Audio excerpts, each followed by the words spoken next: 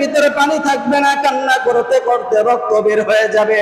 আমার আল্লাহ বলবে এই অবস্থায় দাঁড়াইয়া কিয়ামত যতদিন হিসাব না শেষ হয় ততদিন পর্যন্ত আমি আল্লাহর কাছে তোমার হিসাব দিতে হয়। আল্লাহু আকবার। কি হিসাবটা কঠিন হবে না সহজ হবে?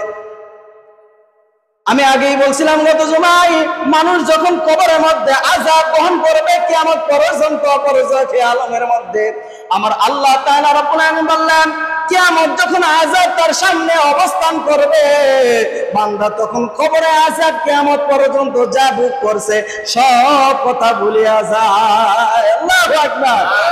কারণ আপনাকে একটা উদাহরণ দেই, বিড়ির আগুন আর ওই যে ইটের বাটার আগুন কি এক হয় নাকি? আপনার বিড়ির আগুন যদি হাতে লাগে কিছুক্ষণের পর্যন্ত আপনি জ্বলন্ত করবে, কষ্ট লাগবে।